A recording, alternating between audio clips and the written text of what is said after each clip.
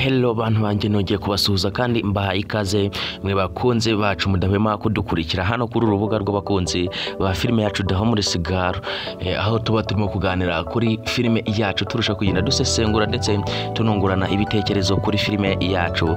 Gusa ndagusaba niba ugeze hano ubwa mbere ukande subscribe, nicyo cy'ingenzi, ndetse unafungure n'inzogera kugira ngo upload zacu zigeze kugeraho mu ba mbere turushaho kugenda dusobanukirwa na filime yacu. Igitekerezo cyawe nacyo ni ingenzi, ujye muri comment ukidusangize utubwire uko ibintu urimo kubibona. Ese uratekereza biribuze kuba byagenda bite ko tubona ko ibintu byagoranye? Mama Lewis yakaniye ndetse imigabane ye yamaze kuba yayikura muri company ya Lewis.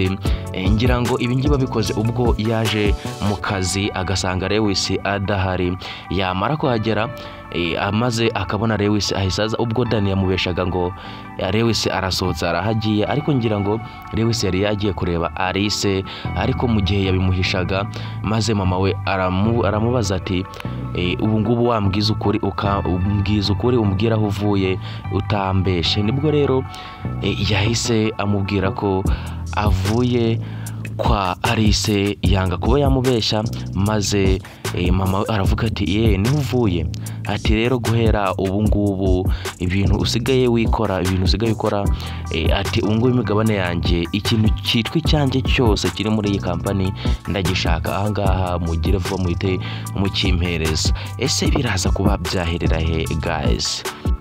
Ku rundi ruhande, nubwo Dani yagiye kuba yasaba imbabazi, Mama Lewis akavuga ati rwose tubabarire biriya bintu wakoze byo kuba wakura imigabane yawe muri company, kuko ni weho ugize company, ntago watubabarira ukaba wayigaruramo, ati cyangwa ukatubwira ikintu twakora kugira ngo ubashe kuba wayigaruramo.